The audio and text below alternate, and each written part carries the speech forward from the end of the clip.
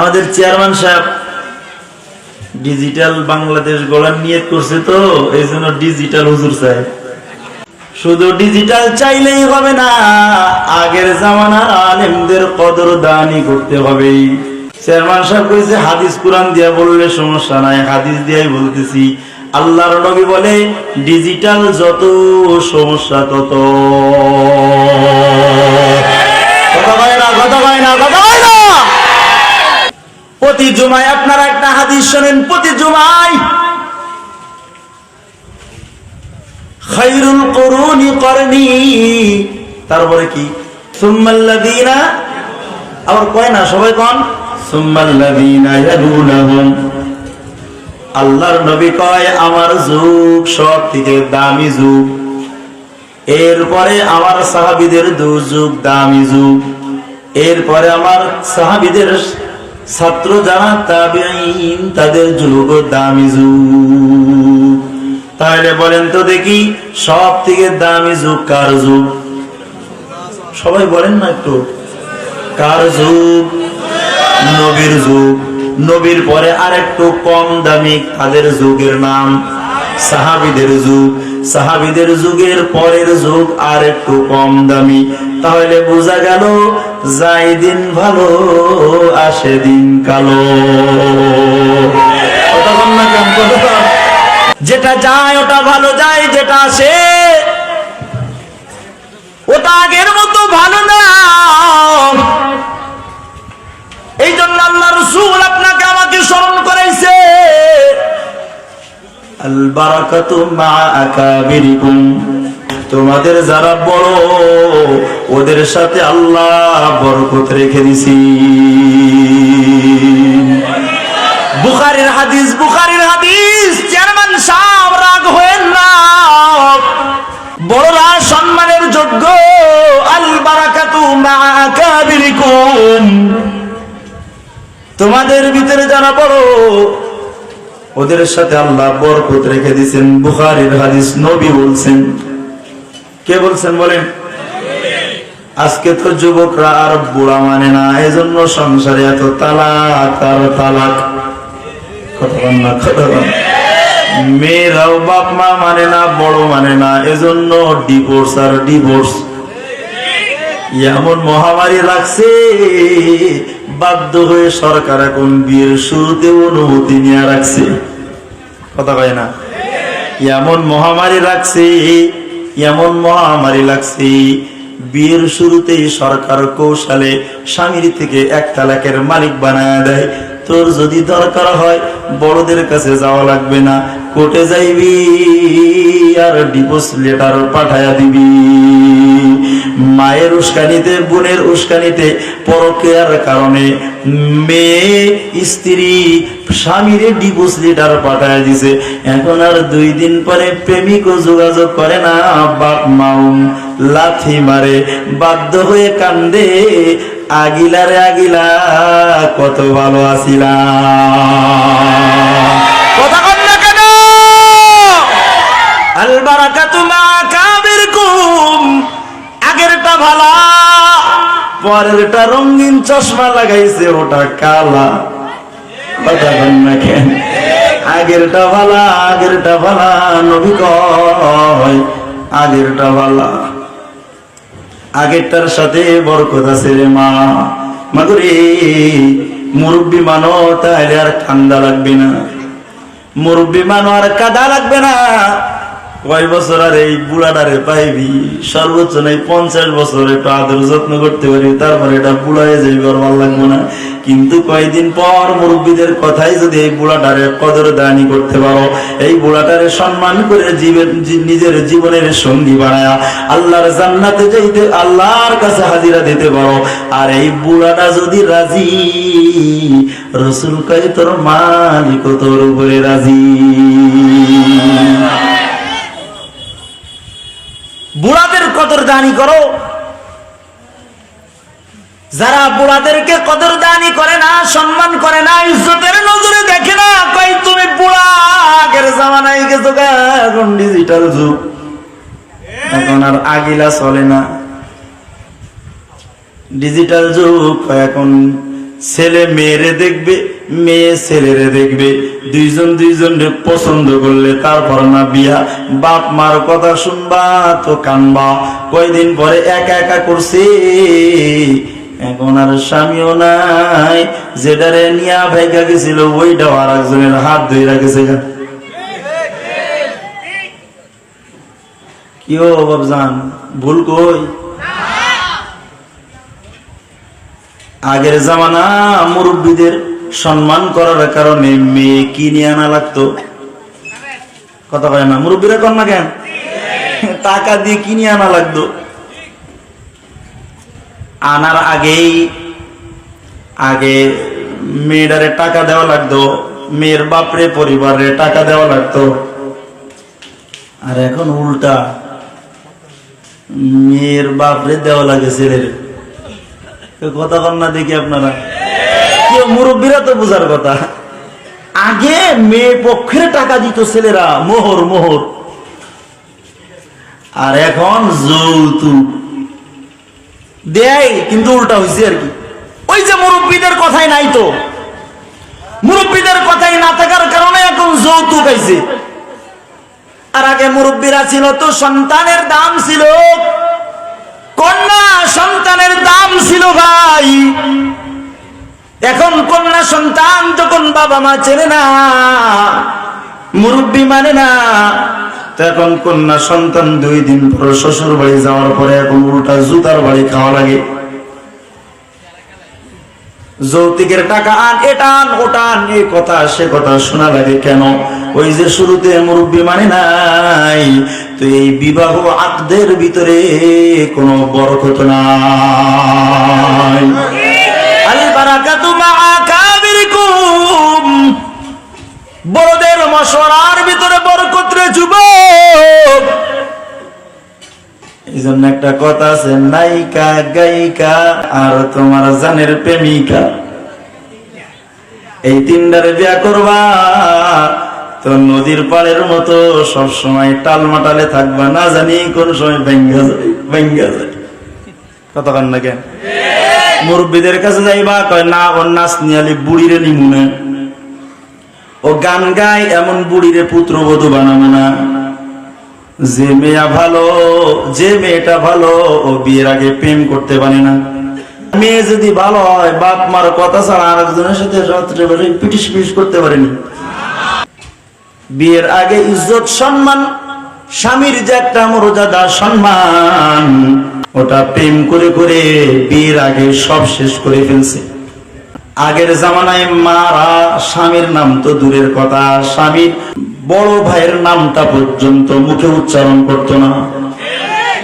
আর এখন ডাকে, এই টাকলা এদিকে আয়। কথা কন না খে? বর্তমান তো ডিজিটাল যুগ, প্রেম করার সময় খোঁজে নায়ক শাকিব খান, আর বিয়ের সময় চেনে টাকাওয়ালা কালাসান।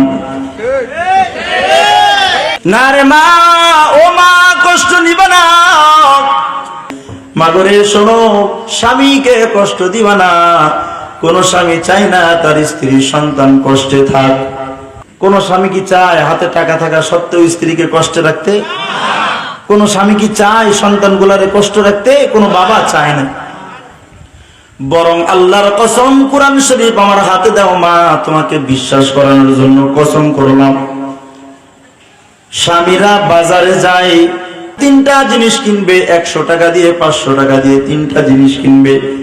প্রত্যেকটা জিনিস 2 বার 5 বার করে উল্টায়া পাল্টায়া তালাশ করে ভালো জিনিসটা তোমার বাড়িতে আনে। কথা বল না? মুরব্বীরা বাজার করেন না?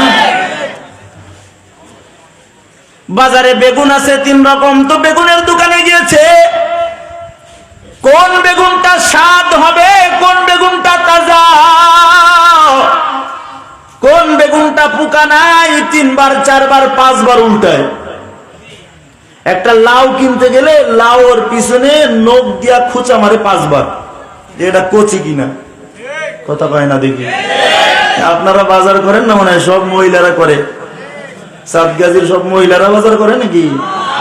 আপনাদের দিদি তো বেশি, সব তো বিদেশ থাকেন, তো বাজার তো হেরাই করে বেশি। ভুল কইছি নাকি? যত বাজারে পাঠাইবা তত ভেজাল বেশি।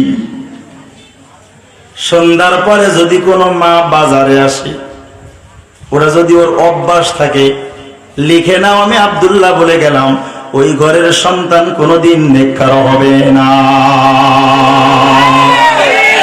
লিখে নাও, না হলে আল্লাহ যদি আমারে বাঁচায় রাখে তাহলে দুনিয়াতে 10 বছর পরে ধরবি যে আমি তো আপনার কথার পর থেকে 10 বছর শুধু মাগরিবের সময় বাজারে আসছি, এটা আমি অভ্যাস বানাইছি পরীক্ষা করার জন্য। আমার সন্তান সবগুলা আল্লাহর ওলি শাহ আহমদ শফি হয়েছে, প্রমাণ করতে পারো তো ওই দিন থেকে আর ওয়াজ করবো না। সন্ধ্যার পরে যদি কোনো মা ঘর থেকে বের হয় তো সন্তান মানুষ হয় না, সন্তানগুলা নেককার হয় না। জরুরতে বাজারে আসা যাবে, আসা যে একেবারে নিষেধ সেটাও আমি বলি না, জরুরত বুঝে আসা যাবে। তবে এখন এমন জরুরত, কদর নাই, সম্মান নাই, স্বামীর সম্মান নাই। ঈদের সময় মার্কেট করতে স্বামীর থেকে নেয় 5,000, স্বামীরে কয় তোমার যাওয়া লাগবে না, তাইলে ভালো জিনিস কিনতে পারবো না, বান্ধবীরে নিয়ে যাবো, জিনিস কিনবো একটা, দোকান করবো 10টা। বলছি একটা জিনিস কেনার জন্য 10 দোকান ঘুরে, আর 10 দোকানে যে 10 যুবকরে হাসি দিয়া খুশি করে। আল বারাকাতু মা আকাবিরিকুম, বরকত তো বুজুর্গদের মাথা হাতে, বরকত তো বড়দের মাথা হাতে। যতক্ষণ পর্যন্ত বড়দেরকে মেনে চলবা ততক্ষণ পর্যন্ত বরকত পাইবা, বরকত দিয়ে গোটা জিন্দেগি সজ্জিত হয়ে যাবে। হে আব্বাজান, তুমিও তোমার বিবির উপরে জুলুম করো না, তোমার কোন কথার দ্বারা বিবিকে আঘাত করে না, বিবির মনটা চূর্ণ বিচূর্ণ করে দিও না। এদিকে দেখেন, একটা কাচের পিরিচ আমার হাতে আছে, সত্যি কথা কসম দিলেও আমি হানেস হব না। আপনার বিবির মনটাই কাচের মতো, যদি একটু আঘাত করো তো কাজটা যদি একবার ভাঙ্গে ওঠার জোড়া লাগে না। ওদের মনটা বড় ভালো, এই কাজ এই দিক থেকে তাকাইলে ওই দিকে কে বসে আছেন সব দেখা যায়। আপনার বিবির মনটা এমন কাচের মতো নরম, কাচের মতো স্বচ্ছ। ওই মনের ভিতরে মহব্বত লাগায় দাও, চতুর্দিক থেকে মহব্বত লাগায় দাও, মহব্বত লাগায় দাও, দেখবা তোমার ভালো এমন ভাবে বাসবে, এ পাশ দিয়ে তাকাইবা ও পাশে দুনিয়া দেখতে পাইবা। আঘাত দিয়ে এটাকে নষ্ট করো না, ওরা মহব্বতের পাগল, শুধু একটু মহব্বত করে দেখো। কিন্তু কিছু বেজাত আছে, ওগুলো মহব্বত করলেও জাতের হয় না। ওগুলা কোনগুলা জানো? ওই যে 3টা, নায়িকা, গায়িকা আর তোমার প্রেমিকা। ওটারে যতই মহব্বত দেখাও বিয়ের আগেই তো শেষ। তোমারে টাকলা ছাড়া ডাকবে না, কাইল্লা ছাড়া ডাকবে না, ফকির ছাড়া ডাকবে না, এর বাচ্চা তার বাচ্চা বলা ছাড়া কথা বলতে পারে না। বিয়ের আগেই তো শেষ করে ফেলছেন মহব্বত কইরা কইরা, বুঝেন না? এখন আর সম্মান করতে কি পাইবে? এ মা, কথাগুলা দিল দিয়া শোনো। তোমার আঘাত করার জন্য আমি আব্দুল্লাহ আসি নাই রে মা, তোমাকে আঘাত দেওয়ার জন্য কথাগুলা বলি না। এই মা, তোমার স্বামী তোমার সম্মানের পাত্র, ওটাকে সম্মান করো। নবী বলছেন আল বারাকাতু মা আকাবিরিকুম, তোমার স্বামী তোমার গার্জিয়ান, তোমার বড়, তো ওটাকে সম্মান করো। ওই স্বামীর সংসারে তোমার বরকত আছে, বরকত। হে মা, তুমি মৃত্যুবরণ করো এমন ভাবে যে তোমার স্বামী তোমার উপরে খুশি, তো তুমি আল্লাহর জান্নাতি। আর তুমি এমন ভাবে মরলা যে তোমার স্বামী তোমার উপরে নারাজ, লিখে নাও তুমি আল্লাহর কাছে জাহান্নামী হয়ে উঠবা। এজন্য মা, আমি আব্দুল্লাহ অনেক জায়গায় বলি, নদীর ভিতরে নৌকা চলে, নৌকা, কোন নৌকার মাঝি যদি ল্যাংড়াও থাকে, হাত নাই একটা অথবা পা নাই, ল্যাংড়া মানুষ, কিন্তু বৈঠাটা ধরে রাখছে, হইতে পারে যারা ভালো মানুষ, ভালো মাঝি, তাদের সাথে ওটা পারবে না আগে যাইতে। কথা বলেন না কেন? যার হাত পা ভালো, যে মাঝির, সে যত দ্রুত চালায়া ঘাটে যাইতে পারবে। যে ল্যাংড়া সে হয়তো অত দ্রুত ঘাটে যাইতে, কথা বলেন না কেন, পারবে না। কিন্তু তারপরেও কিন্তু ল্যাংড়া এক সময় ধাক্কাইতে ধাক্কাইতে সে তার গন্তব্যে চলে যাবে। কিন্তু মা যে নৌকার মাঝি নাই, যে নৌকা তার মাঝির কমান্ড মানে না, ওই নৌকা নদীর ভিতরে যখন চলবে, নদীর পাশ থেকে একটা ধাক্কা লাগবে, পানির ধাক্কা, ও পাশ থেকে বাতাসের ধাক্কা, ও পাশ থেকে আর একটা জাহাজের ধাক্কা, ও পাশ থেকে আর একটা নৌকার ধাক্কা, ধাক্কায় ধাক্কায় ধাক্কায় ধাক্কায় নৌকা কিন্তু আর গন্তব্যে যাইতে পারবে না। যে মা নিজের স্বামীর কমান্ড মানো না, যে মা নিজের স্বামীকে ইজ্জত করো না, যে মা নিজের স্বামীকে সম্মান করো না, মা গড়ে লিখে নাও, তোমার স্বামী যদি ল্যাংড়াও হয়, তুমি তার কমান্ড মানো, এক সময় আল্লাহর জান্নাতে পৌঁছায় যাবা।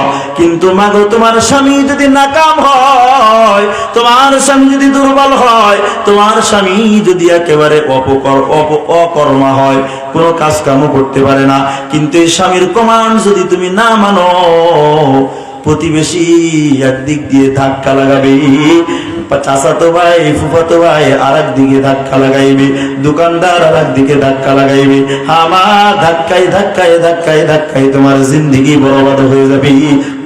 স্বামীর কমান্ড যদি না মানো, কখনো কখনো তোমাকে রিকশাওয়ালা তোমাকে নিয়ে কটু কথা বলবে, কখনো কখনো চাচাতো ভাই ফুফাতো ভাই তোমাকে নিয়ে সুযোগ তালাশ করার চেষ্টা করবে। গোমা, আল্লাহর কসম, নিজের সতীত্ব সুন্দর করে ঠিক রাখা আল্লাহর জান্নাত যাইতে পারবা না। কথা বলেন না কেন? কথা বলেন না কেন? এজন্য মা, তোমার স্বামী যদি ল্যাংড়াও হয়, খোলাও হয়, কানাও হয়, ওটাকে ইজ্জতের নজরে দেখো, ওটাকে সম্মানের পাত্র মনে করো। যতক্ষণ পর্যন্ত তুমি তার সম্মানের নজরে দেখবা, স্বামী জান দিয়ে হইলেও তোমার সতীত্ব হেফাজতের জন্য চেষ্টা করবি। কতক্ষণ কতক্ষণ? হ্যাঁ যুবক, নিজেকে মুরব্বি মাইনো না। আল বারাকাতু মা কাবিরিকুম। হ্যাঁ, তোমাদের ভিতরে যারা মুরব্বি, তোমার বাবা, তোমার দাদা, তোমার মুরব্বি যারা আছে, ওদের কমান্ড মানার চেষ্টা করো। ওদের সাথেই আল্লাহ পাক তোমার জিন্দেগির বরকত রাখছেন। নবী বলেন, আল বারাকাতু মা আকাবিরিকুম, মুরব্বিদের জিন্দেগির ভিতরে তোমাদের জন্য বরকত আছে। হ্যাঁ যুবক, আজকে হয়তো মোটা অঙ্কের টাকার চাকরি করো, মুরব্বি চেনো না, মা বাবারে চেনো না। এ মা, স্বামী হয়তো লম্বা টাকার বেতনের চাকরি করে, আজকে আর তোমার সংসারের ভিতরে শ্বশুর শাশুড়ি তোমার পছন্দ লাগে না। না রে মা, তোমার স্বামীকে এই পর্যন্ত পৌঁছানোর জন্য যাদের রক্ত মাটি পানি হইছে, সেটা আর কেউ না, ওটাই বৃদ্ধ শ্বশুর আর শাশুড়ি। কথা বলেন, কথা বলেন। হ্যাঁ, মুরব্বিদের কদরদানি করো, মুরব্বিদেরকে ইজ্জতের নজরে দেখো। হ্যাঁ মা, তোমার একটা নগদ, আমি আব্দুল্লাহ নগদ কথা বলে যাই, তুমি যদি তোমার শ্বশুর শাশুড়িকে সম্মানের নজরে দেখো, সম্মানের পাত্র মনে করো, তাদের যদি ঠিকঠাক মতো খেদমত করো, আল্লাহর কসম, গোটা সমাজের মহল্লার মানুষ তোমাকে সম্মানের নজরে দেখবে। আর যদি তুমি তোমার শ্বশুর শাশুড়িকে সম্মানের নজরে না দেখো, তাদেরকে কদরদানি না করো, হ্যাঁ, তোমার বাবা চেয়ারম্যান সাহেব হতে পারে, তোমার বাবা এমপি সাহেব হতে পারে, তোমার বাবা চাঁদগাছি বাজারে সব থেকে বড় ব্যবসায়ী হইতে পারে। পাড়ার কোনো মহিলা তোমার সামনে তোমার বাবার ডরে, তোমার ভাইয়ের ভয়ে, তোমার ভাই যে পাতি নেতা, এটার ভয়ে হয়তো তোমার সামনে পাড়ার কোনো মহিলা কথা বলে না, কিন্তু তোমার অগোচরে তোমার 14 গোষ্ঠী উদ্ধার করে ফেলায়। কথা বলেন না কেন? ওই যে সংসারের দুইটা মুরব্বী আছে, ওদের কদরদানি তুমি করো না, তো আসমান থেকে ফায়সালা হলো তুমি যেহেতু মুরব্বী মানো না, তো তোমার এই জিন্দেগির ভিতরে কোনো বরকত থাকবে না, সম্মান থাকবে না, ইজ্জত থাকবে না, বেইজ্জতির মালা মৃত্যু পর্যন্ত আল্লাহ পরাইয়া দিবে গলায়। মুরব্বীদেরকে কদরদানি করো, এটা বরকত। যতক্ষণ পর্যন্ত সংসারে থাকবে ওটাকে বরকত মনে করে খানা খাওয়াইবা, ওটা বরকত মনে করে ওর সেবা যত্ন করবা। এই মুরব্বীদের দোয়া, আল্লাহ তোমাকে ঈমান দান করে। আর মুরব্বীদের দোয়া যদি না থাকে, বেঈমান হয়ে মরা লাগে। আশরাফ আলী থানভী লিখছেন, হাকিমুল উম্মাত মুজাদ্দিদুল মিল্লাত শাহ আশরাফ আলী থানভী কয়, কোন সন্তান যদি মা বাবার সম্মান না করে, কোন সন্তানের উপরে যদি বাপ মার বদদুয়া থাকে, মুরব্বীদের বদদুয়া থাকে। বুঝতেছেন কথা? বুঝতেছেন কারা কারা? দুই হাত উঁচা করেন তো ইনশাআল্লাহ। মাশাআল্লাহ, লাড়াচাড়া দেন, একটু লাড়াচাড়া দেন। মানার জন্য শুনতেছি তো। আল্লাহ আমাকেও তৌফিক দেন, আপনাদেরও তৌফিক দান করেন। আশরাফ আলী থানভী বলে, কোন সন্তানের উপরে যদি বাপ মার বদদুয়া থাকে, কার উপরে বলেন? সবাই বলেন, যুবক ভাইরা বেশি করে বলো, কাদের বদদুয়া? বাবা মার বদদুয়া। কোন সন্তানের উপরে যদি মা বাবার বদদুয়া থাকে, ওই সন্তান জিন্দেগিতে অনেক কিছু ফেস করতে হয়। এক নাম্বার, আশরাফ আলী থানভী রাহমাতুল্লাহ আলাইহি বলে, ওই সন্তানের রিজিকে কোনোদিন বরকত হয় না, কোনোদিন আল্লাহ তার রিজিক দেয় না। এই মাদ্রাসার তালেবে ইলমরা শোনো, এই স্কুল কলেজের তালেবে ইলমরা শোনো, এ ভাই তোমরা যারা মুসাল্লি শুনে রাখো, তোমরা যে ইমাম সাহেবের সাথে বেয়াদবি করো 10 টাকা দেওয়ার কারণে, মাসে 100 টাকা চান্দা দাও, ইমাম সাহেবের সাথে বেয়াদবি করো। ইমাম সাহেব তোমার প্রত্যেক সপ্তাহে একজন উস্তাদ, প্রত্যেক সপ্তাহে উস্তাদ মসজিদে ইমান শিখায়, আমল শিখায়, বিয়ে শিখায়, সব শিখায়। মাদ্রাসার তালেবে ইলম ভাই, বেয়াদবদের জামানা চলতেছে। বেয়াদবদের কথায় উস্তাদদের সাথে বেয়াদবি করো না। কিছু কিছু বক্তা কিন্তু বেয়াদব হয়ে গেছে, বেয়াদব বের হয়েছে সমাজে, মনে করে চেয়ার পায়া তারা অনেক আল্লামা বড় হয়ে গেছি। উস্তাদ মানে না, মুরব্বী মানে না। খোদার কসম, মৃত্যুর সময় ওদের কালেমা নসিব হবে না। মাদ্রাসার তালেবে ইলম ভাই, স্কুল কলেজের তালেবে ইলম ভাই, এ ছাত্র, আমি তোমার দুইটা পায়ে হাত দিয়ে আমি তোমার ভাই, আমি তোমার একটা অনুরোধ করে যাই, খবরদার কোন উস্তাদের সাথে কখনো বেয়াদবি করবে না। আশরাফ আলী থানভী বলে, বাবা মার সঙ্গে বেয়াদবি করার কারণে আল্লাহ তার রিজিকে কোনোদিন বরকত দেয় না। আশরাফ আলী থানভী এই জায়গায় লিখছেন, যদি কোন ছাত্র কোন উস্তাদের সঙ্গে বেয়াদবি করে, ওই সন্তান কোনোদিন সম্মানের রিজিক পায় না। কি পায় না বলেন? সবাই কন্যা কেন? সম্মানের রিজিক। হ্যাঁ, প্রধানমন্ত্রী হয় কিন্তু বেইজ্জতির প্রধানমন্ত্রী, কথা কয় না। অনেক উন্নয়নের কাজ করে কিন্তু বেইজ্জতির প্রধানমন্ত্রী হয়। বুঝলে বোঝেন, না বুঝলে না বোঝেন। রিজিক পাই তবে সম্মানের রিজিক না, মুরব্বী মানে নেই। যেমন আমার হাতের ভিতরে হ্যান্ডকাপ, উস্তাদ মানে না, তো বেইজ্জতি জিন্দেগি আল্লাহ দান করে। কথা কন ঠিক না বেটে? 3 পিরিয়ড 5 পিরিয়ড চলে, তারপরেও সম্মান পায় না। বিদেশে গেলেও ডিম মারে, বিদেশে গেলেও আর কথাই মনে তাইলে। হ্যাঁ ভাই, উস্তাদের সঙ্গে বেয়াদবি করো না, বেয়াদবির ফল ভালো না। 1 নাম্বার, সম্মানের রিজিক আল্লাহ দেয় না। দোকানদার, চাঁদগাজী বাজারের দোকানদার, আপনি প্রতি মাসে মসজিদে 100 টাকা করে বেতন দেন। আইসা বড় গলায় কথা কন, 10টা মুসাল্লি বসে আছে, একটা মুসাল্লিও কথা কয় না। ও যে 100 টাকা দেয়, 100 টাকার পাওয়ার দেখায়।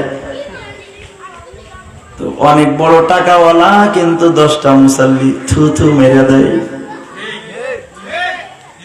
আপনারা মনে দেন না? হ্যাঁ, সম্মানে রিজিক আল্লাহ দেয় না। বাবা মার সঙ্গে বেয়াদবি করলে রিজিকে কষ্ট, উস্তাদদের সঙ্গে বেয়াদবি করলে সম্মানে কষ্ট দেন কে? কেন নবী বলে আল বারাকাতু মা আকাবিরিকুম, বরকত হলো মুরব্বিদের কাছে।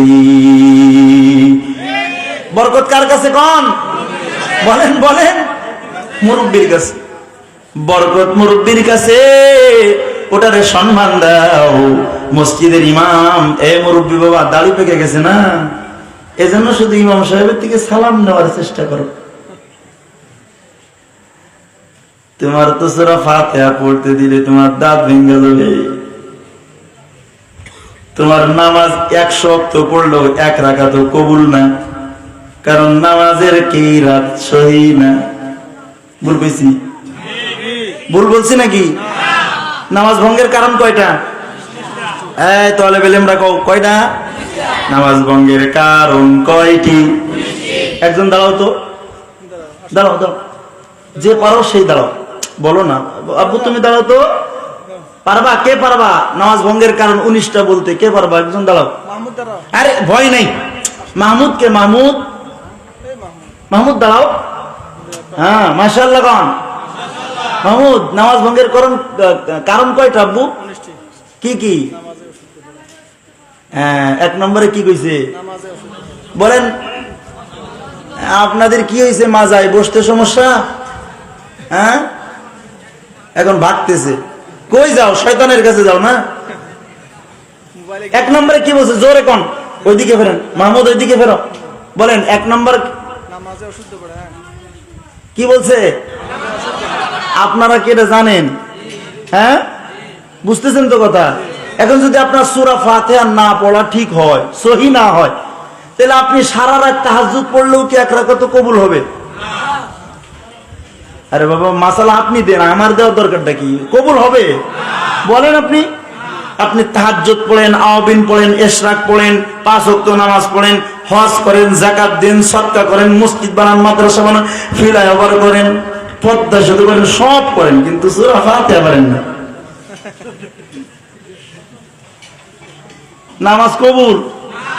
কথা কন না কেন? আপনার নামাজই তো কবুল হয়নি, কার সাথে মাতবাড়ি দেখাও? তোমার থেকে মক্তবের একটা ছাত্র ভালো, 2 রাকাত পড়লে 2 রাকাতে আল্লাহর কাছে কবুল, আর তুমি 1000 রাকাত পড়লেও কবুল হয় না।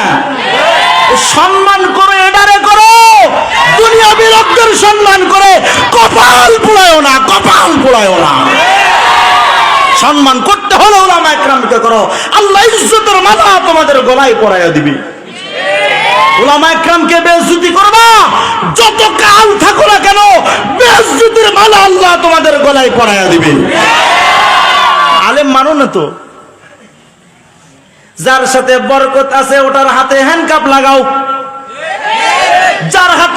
যার সাথে বরকত,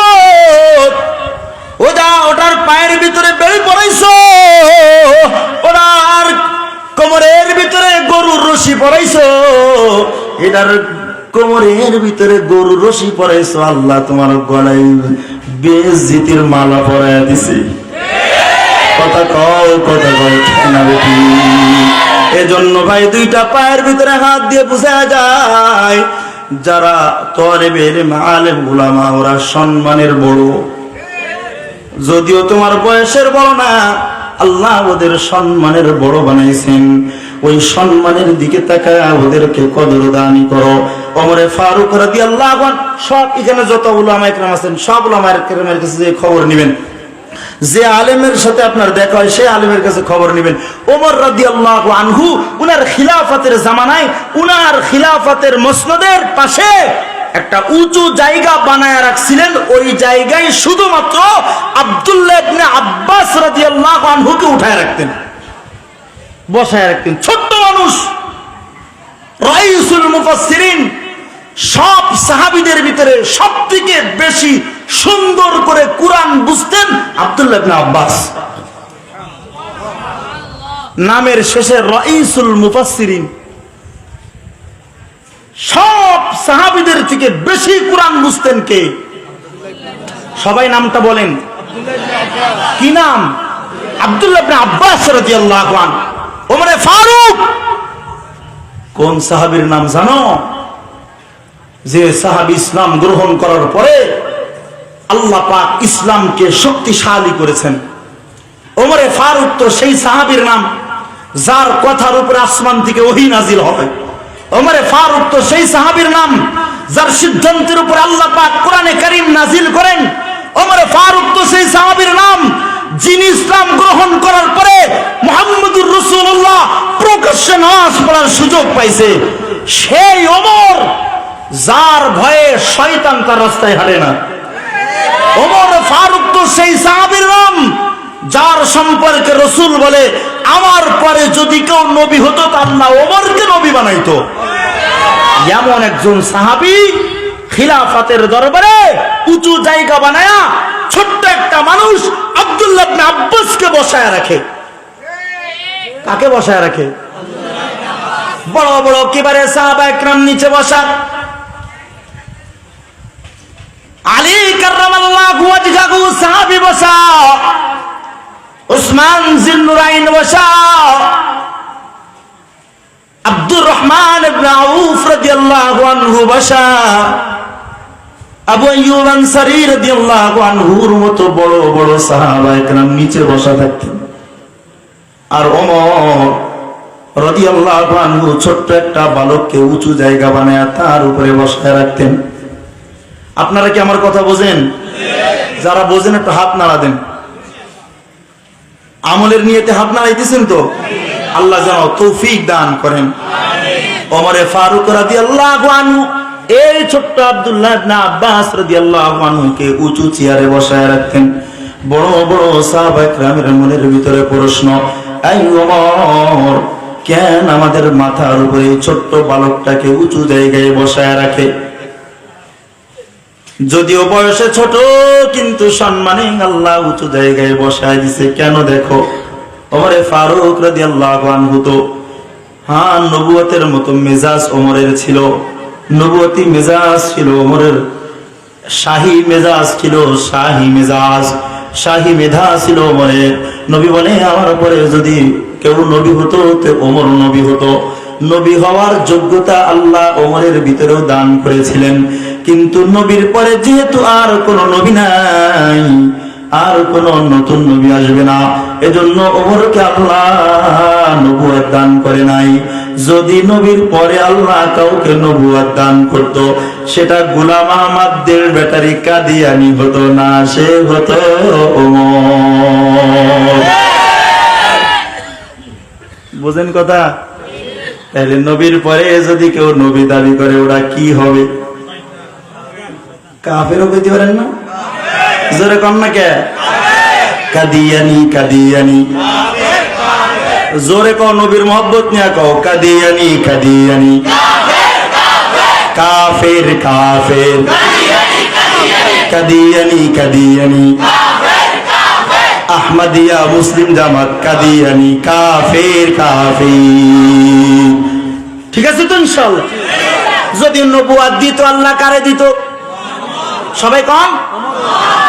সেই ওমরের মতো তো শাহী একজন মানুষ এই ছোট্ট আব্দুল্লাহ ইবনে আব্বাসকে কেন উঁচু জায়গায় বসায় রাখে? সাহাবায়ে কেরামের মনের ভিতরে প্রশ্ন, আমরা এত বড় বড় সাহাবী নবীর সঙ্গে এত বেশি দিন থাকছি, কেন আমাদেরকে এত উঁচু জায়গায় সম্মান না দিয়া ওমর ছোট্ট একটা বালককে এত সম্মান দিল? আরে ভাই প্রশ্ন আপনার আমারও হতো হওয়া দরকার, কথা কন না কেন? হাফেজ তাকরিমের হাতে প্রধানমন্ত্রী কেন উপহার উঠায় দেয়? কারণ হাফেজ তাকরিম কুরআনওয়ালা। আল্লাহ গোটা বিশ্বের ভিতরে হাফেজ তাকরিমকে সম্মানের মালা পরাইছি। এরা তো 11 জন গিয়া কলা নিয়ে আসে, কথা পাই না, 11 জন নিয়ে কলা নিয়ে আসে, কলা নাকি আন্ডা, ডিম, মামলেট আনে, মামলেট। আর আমাদের সালেহ আহমদ তাকরিম একাই বিশ্বের বুকে বাংলার লাল সবুজের পাতা উড়াইয়া দেয়।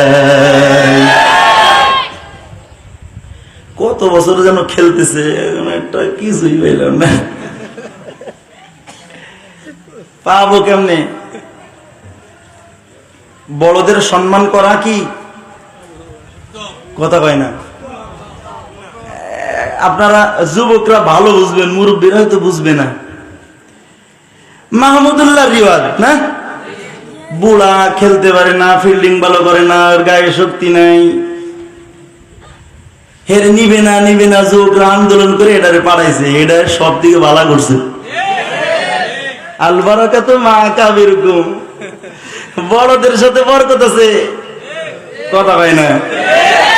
আর তামিম রে বাদ দিয়া আর একটা নতুন তামিম নিছে, এটা আন্ডার ডিম মারছে, কথা কয় না কেন? বড়দের সম্মান করে নাই, যে এই জন্য আল্লাহ বেইজ্জতির মালা পরাই দিছে সুন্দর করে। বুঝতেছেন কথা যুবক ভাইরা? বোঝেন তো? হ্যাঁ, বড়দের সম্মান করবা। এবার তামিম গেলে কিছুটা আশা করতে পারতা তোমরা, কিন্তু এটারে যে সম্মান করো না, এই জন্য আল্লাহ বেইজ্জতির মালা একবারে সবগুলোরে পরাই দিছে। দেখো বুড়ারা কত জরুরি। দেখো শেষ 2 ম্যাচে নাকি তামিমের কাছে আবার ফোন দিছে, তুমি একটু আইবা, আমাদের তো ইজ্জত হয় না। আরে অনলাইনে দেখি তো এগুলা, কই শেষ 2 ম্যাচে তুমি একটু আসবা, আমাদের যে আল্লাহ সব বেইজ্জতির মালা পরাইলো। আল বারাকাতু মা কাবিরকুম। অন্যদিকে কথাগুলা নিও না, বড়দের সম্মান করো, সম্মান, তাই আল্লাহ বেইজ্জতির মালা পরাবে না। আজকে দেখলাম হাতুড়ি সিং নাকি রাত্রে বেলায় চুরি করে বলছে, প্রধান কোচ বাংলাদেশের, বোঝেন না আপনারা? মুরব্বীরা মনে করতেছে হুজুর ডিজিটাল হুজুর, চেয়ারম্যান সাহেব করে গেল। মুরব্বীরা কিছুই বোঝে না, অথচ ওরা আরো বেশি করে দেয়। যুবকরা দেখলে তো পিছন দিক দিয়ে মা বাবা এসে চল মারা সুযোগ দেয়। মুরব্বীরা যখন দেখে সন্তান যে চুপ করে দেয়, বাপ খেলা দেখতেছে যে বরকত। মুরব্বীরা বোঝেন না মনে হয়? বড়দের সম্মান করবা, তাহলে রাত্র বেলায় চুরি করে তোমার ওই শ্রীলঙ্কায় যাওয়া লাগবে না। চুরি করে গেছে, কেউ খোঁজই পাই নাই কোন টাইমে গেছে। প্রধান কোচ বিশ্বকাপ জয় করে না, চুরি করে গেছে। এ যুবক, কথাগুলো হাসির ছলে নিও না। তোমরা দুনিয়া বেশি বোঝো, এই জন্য দুনিয়া দিয়ে বুঝাইলাম। মুরব্বীদের সম্মান করতে শেখো, মুরব্বীদেরকে সম্মান করো, যথাযথ কদরদানি করো। যারা সম্মানের পাত্র ওদেরকে বেইজ্জতি করো না। ওমরের মতো একটা শাহী মানুষ উঁচু জায়গায় আব্দুল্লাহ ইবনে আব্বাসকে বসায় রাখে। বড় বড় সাহাবা একরামের অন্তরের ভিতরে ব্যথা, কেন আমাদের মাথার উপরে ছোট্ট বালক আব্দুল্লাহ ইবনে আব্বাসকে উঠায় রাখে। ওমর রাদিয়াল্লাহু আনহু শাহী নেদার মানুষ, বুঝায়া দেয় সূরাতুন নাসর, ইযা জাআ নাসরুল্লাহি ওয়াল ফাত। এই সূরাটা সামনে উপবিষ্ট বড় বড় সাহাবা একরামের সামনে দিছি, এই সাহাবীরা তোমরা এই সূরার একটু তাফসীর করো দেখি। তো সাহাবা একরাম তাফসীর করেছেন, এক একজন এক এক ভাবে তাফসীর করেছেন, এক একজন এক এক ভাবে তাফসীর করেছেন। সর্বশেষ আব্দুল্লাহ ইবনে আব্বাস যে উঁচু জায়গায় বসা, আব্দুল্লাহ ইবনে আব্বাসের কাছে যখন এই সূরাটা পেশ করেছে ওমর, এই আব্দুল্লাহ, এই সূরাটার মাকসাদ কি তাফসীর করো। আব্দুল্লাহ ইবনে আব্বাস প্রথম বলে, এই সূরা যখন নাজিল হইছে আল্লাহ পাক এই সূরার মাধ্যমে আল্লাহর পয়গম্বর দুনিয়া থেকে যে বিদায় নেবেন তার ইশারা দিয়ে দিছি। তাফসীর শুনা সব সাহাবা کرامের বুঝে এসে গেছে আব্দুল্লাহ ইবনে আব্বাসকে যে ওমর উঁচু জায়গায় বসাইছে এটা বংশের পরিচয়ের কারণে আব্দুল্লাহকে উঁচু জায়গায় বসাই নাই। আব্দুল্লাহ ইবনে আব্বাসের বয়সের কারণে উঁচু জায়গায় ওমর জায়গা দেয় নাই। আব্দুল্লাহ ইবনে আব্বাসের গেলে আব্দুল্লাহ ইবনে আব্বাসকে উঁচু জায়গায় বসায় দিছি। এই যে মুরব্বী বাবারা, তোমাদের দুইটা পায়ের ভিতরে হাত দেওয়া বোঝা যায় মসজিদের ইমাম, ওদের সাথে বেয়াদবি করো না। ওরা তোমার বয়সে ছোট হইতে পারে, মাদ্রাসার তালেবে ইলম তোমার বয়সে ছোট হইতে পারে, কিন্তু বাবা তোমার তো সূরা ফাতিহা মুখস্থ নাই, সহি নাই, সুন্দর করে পড়তে জানো না। তোমার যে ছেলেটা তোমার যে মাদ্রাসার তালেবে ইলমটা সূরা ফাতিহা পড়ে, হ্যাঁ ভাই ও যখন সূরা ফাতিহা পড়ে আলহামদুলিল্লাহি রাব্বিল আলামিন,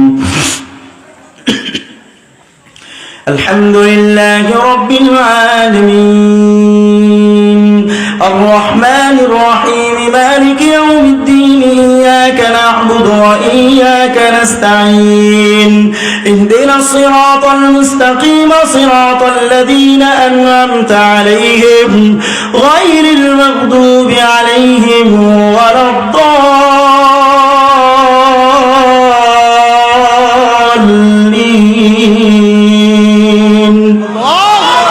এমন সুর দিয়া তার তিলের সাথে যখন তালেবে ইলম রাত্র বেলায় দাঁড়ায়া দাঁড়ায়া 2 রাকাত তাহাজ্জুদের নামাজ পড়ে আল্লাহর দরবারে কপালটা ঠেকায়া দেয়, আসমান থেকে রহমতের ফেরেশতা আইসা ওর 2 রাকাত সহি শুদ্ধ ভাবে কোরআন তেলাওয়াতের নামাজ কোন ফেরেশতা কার রুমালের ভিতরে নিয়া মালিকের কাছে আগে উঠবে গো, ওই প্রতিযোগিতার ভিতরে লিপ্ত হয়ে যায়।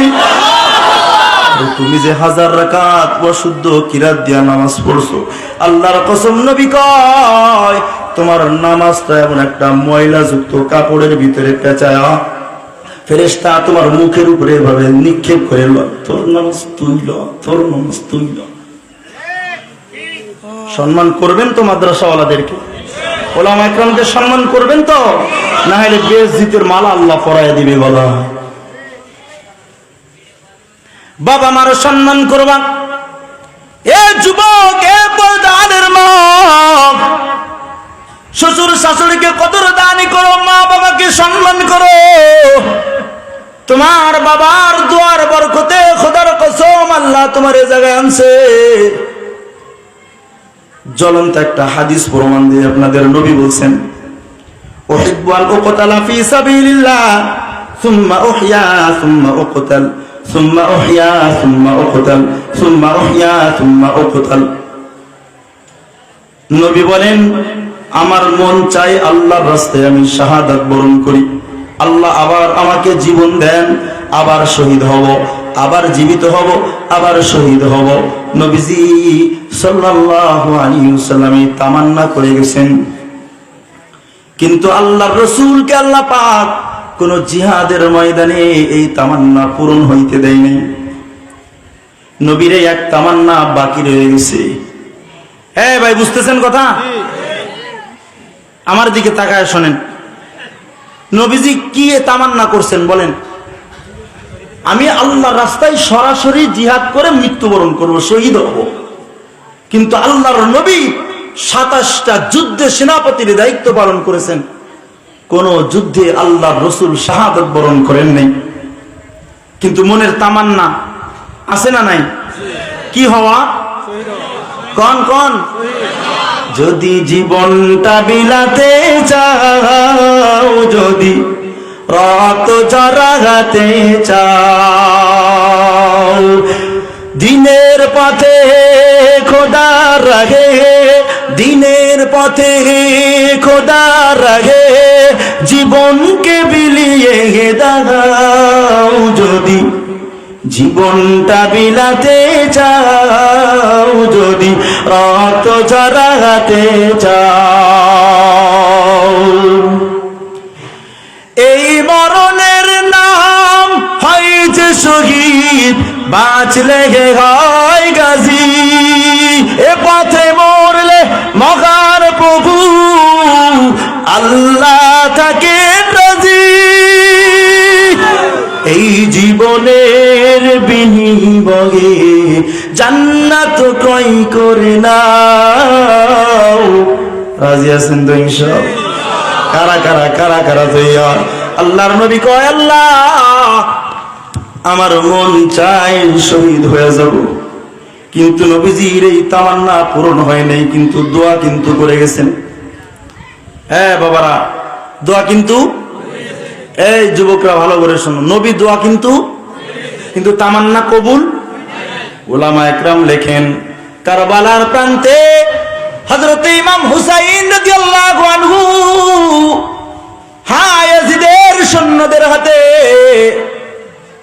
শিরশ্ছেদ হয়েছেন, মাথা চলে গেছেন। উনার সন্তান জাইনাল পানিও পাই নাই। ইয়াজিদের তো তীরের আঘাতে সন্তানটা পানি না খায় মরে গেছে, শাহাদাত বরণ করছে। ইমাম হুসাইন রাদিয়াল্লাহু আনহুর কল্লাটা ইয়াজিদ তরবারি দিয়া এভাবে গুতায়া গুতায়া বেয়াদবি করতেছিল। কল্লাটা মাথা থেকে, ধর থেকে কল্লাটা আলাদা হয়ে গেছেন। তার অর্থ হইল জিহাদের ময়দানে সরাসরি ইমাম হুসাইন রাদিয়াল্লাহু আনহু শাহাদাত বরণ করেছেন। ওলামা একরাম লিখছেন, এটা আর কিছুই না, আল্লাহর নবী যে জিহাদের ময়দানে গিয়ে শহীদ হতে চাইছেন, আল্লাহর নবীর দুয়ার আর দিলের তামান্না নিজের সন্তান হুসাইনের দ্বারা আল্লাহ পূরণ করেছেন। এজন্য যুবক, তুমি আজকে কোটি টাকার মালিক, সম্মানের মালিক, চেয়ারম্যান সাহেব হইছো, এমপি সাহেব হয়েছো, এটার কিছুই না, এটা তোমার মুরব্বীদের দুয়ার বরকত। কিসের বরকত কও? মুরব্বীদের দুয়ার বরকত। মুরব্বীদের দুয়ার বরকতে আল্লাহ তোমাকে পর্যন্ত আনছে। খোদার কসম, আমি আব্দুল্লাহ তোমার ভাই, আমি আব্দুল্লাহ সালেহী বলছি, আমার ছোট ভাইয়ের নাম মুফতি রিজওয়ান রফিকি।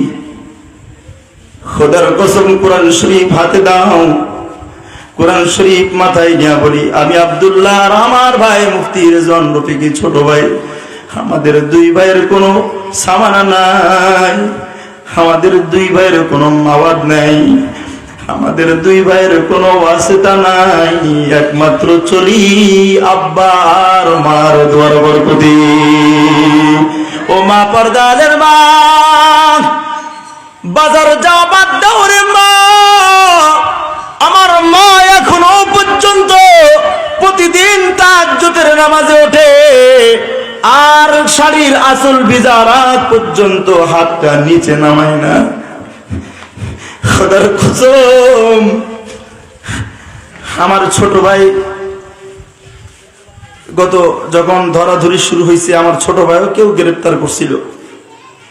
আল্লামা মামুনুল হক আমার ছোট ভাই যখন বের হয়েছে 2 মাস 14 দিন পর, আল্লামা মামুনুল হক ছোট ভাই বের হওয়ার সময় বলছে, কি কপাল নিয়ে আসলি, আসলি সবার পরে আর যাইতেছিস সবার আগে। ছোট্ট একটা কারগুজারি তোমাদেরকে শোনাই।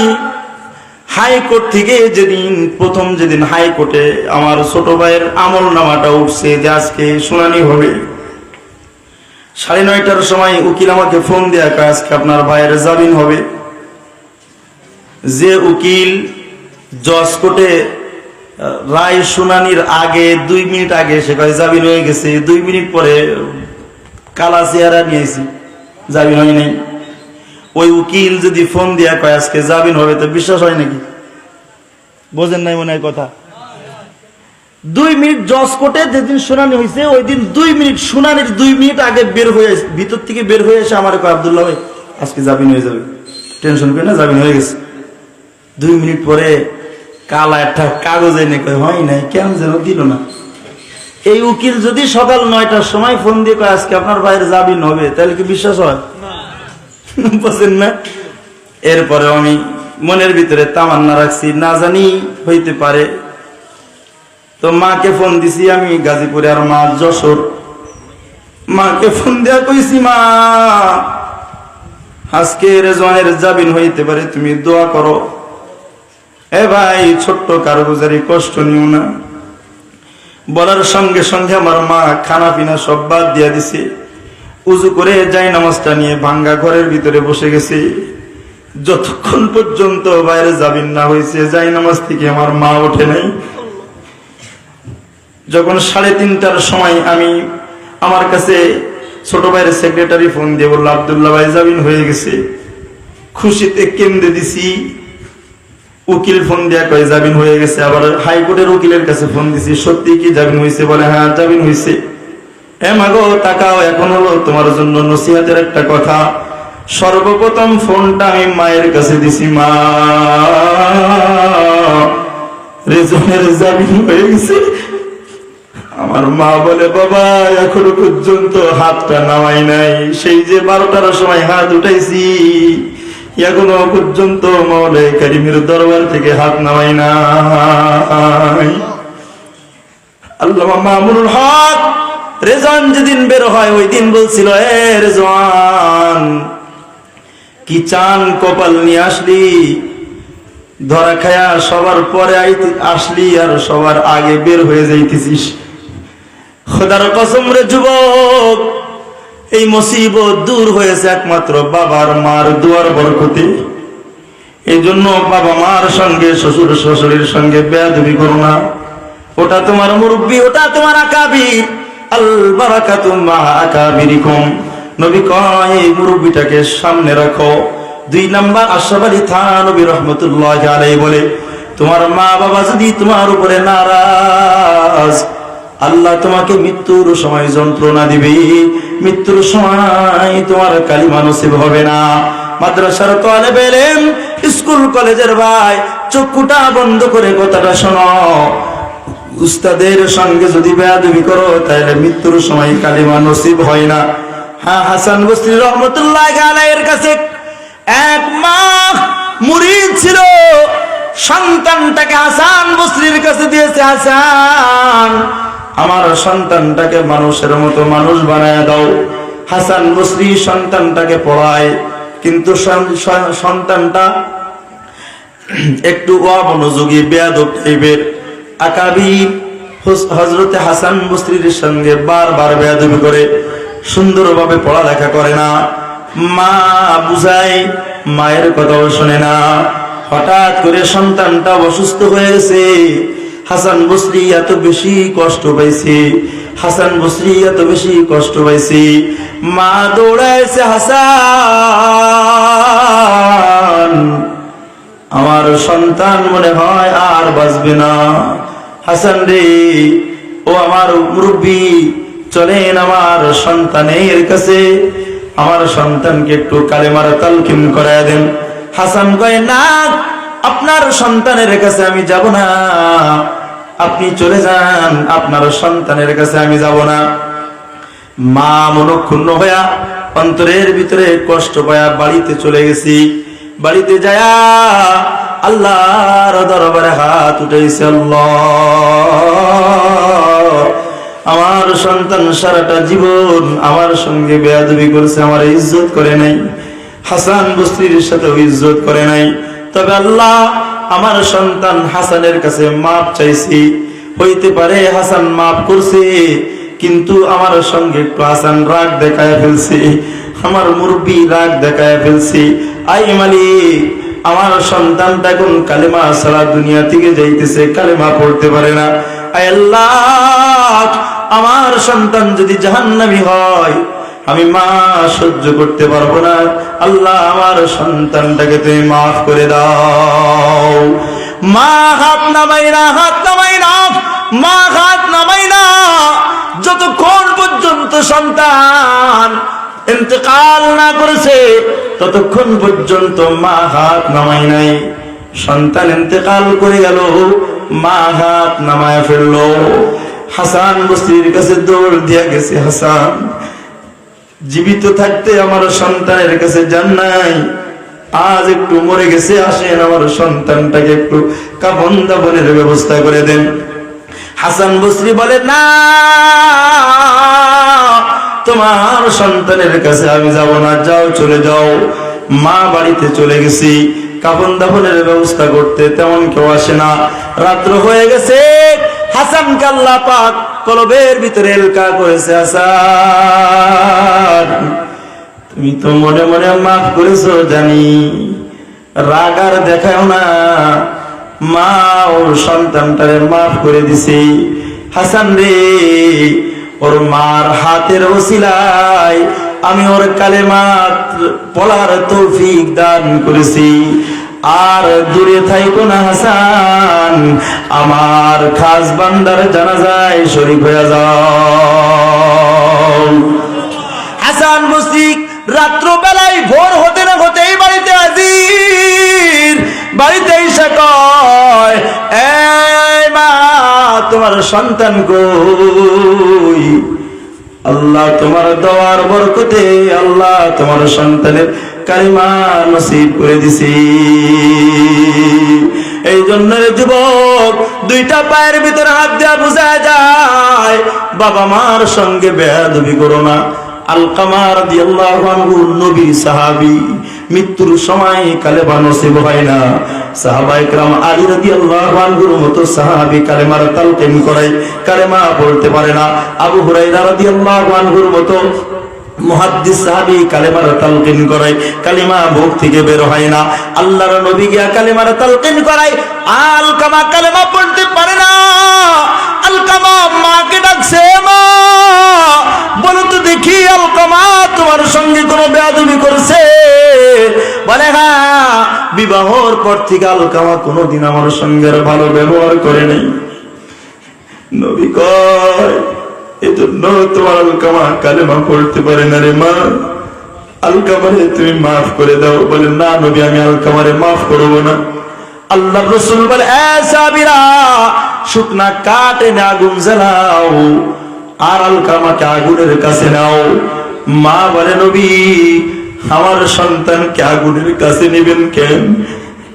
তোমার সন্তান যদি কালেমা ছাড়া বেঈমান হয়ে মারা যায় তো কিয়ামতের ময়দানে জাহান্নামের আগুনে পড়বে। মা, যতক্ষণ পর্যন্ত তুমি না মাফ করবা ততক্ষণ পর্যন্ত তোমার সন্তান কালেমা পড়তে পারবে না। জাহান্নামে জ্বলার আগে আমি দুনিয়াতে ওরে জ্বালায়া দেই। মা কয়, রাসূল, ইয়া পয়গম্বর, আমার সামনে আমার সন্তানটা আগুনে পুড়ে মরবে, আমি বরদাস্ত করতে পারবো না। আমি আমার সন্তানকে মাফ করে দিলাম, দিল থেকে মাফ করে দিলাম। আমার সন্তান যেন কিয়ামতে আগুনের ভিতরে আর না পড়ে, জাহান্নামে যেন আর না যায়। আল্লাহর পয়গম্বর আলকামার পাশে গেলেন, আলকামাকে এবার কালেমার তালকিন করাইলেন। সঙ্গে সঙ্গে কালেমা আলকামার মুখ দিয়া বের হয়ে গেছি। এজন্য রে যুবক, ও মা, শ্বশুর শাশুড়ি তোমার মুরব্বী, খবরদার ওটাকে বরকত মনে করো। আল বারাকাতু মা কাবিরিকুম। আর দিনের লাইনে উলামা ইকরাম আপনাদের বড়, উলামা ইকরামকেও কদরদানি করবেন। বয়সে যদিও ছোট, কিন্তু আলেম, ইলম ওয়ালা, ইলমের দিকে তাকায় ওটাকে সম্মান করবা, ইলমের দিকে তাকায় ওটাকে ইজ্জত দানি করবা, ইলমের দিকে তাকায় এই উলামা ইকরামের জরুরত মিটাইবা। আল্লাহর রাসূল তোমার খাবের স্বপ্ন দেখাইবে। উলামা ইকরামের জরুরত মিটাইলে আল্লাহ স্বপ্ন দেখায়, খাবে দেখায়। সুলতান মাহমুদ গজনবীর এক লম্বা ইতিহাস আছে। আর একদিন শোনাম, আল্লাহ যদি তৌফিক দেন। উলামা ইকরামকে কদরদান করবেন তো ইনশাআল্লাহ। উলামা ইকরামের জরুরত মিটাইবেন, তো নবীজি আপনাকে আমাকে খাবে স্বপ্ন দেখাইবে। এটা আমার ওয়ারিসদের সম্মান করছে, আল্লাহ তোরেও সম্মান দান করুক। করবেন তো ইনশাআল্লাহ। উলামা ইকরাম হইতে পারে আপনার বয়স ছোট, কিন্তু উলামা ইকরামের কথাগুলো মেনে নিবেন, মাথা পেতে আপনার বিরুদ্ধে গেলেও মেনে নিবেন। উলামা ইকরামের সঙ্গে বেয়াদবি করবেন না, বাবা মার সঙ্গে বেয়াদবি করবেন না। যুবক, আগের জামানা সাইকেল চালাইতো যুবকরা, মুরব্বী দেখলে সাইকেল থেকে নেমে যাইত। আর এখন হোন্ডা কিনে তুমি মুরব্বী দেখলে আরো গিয়ার বাড়ায় দাও। তোমার হাড্ডি গুড্ডি আলাদা হবে, ছাড়া ওই সাইকেল ওলার হবে?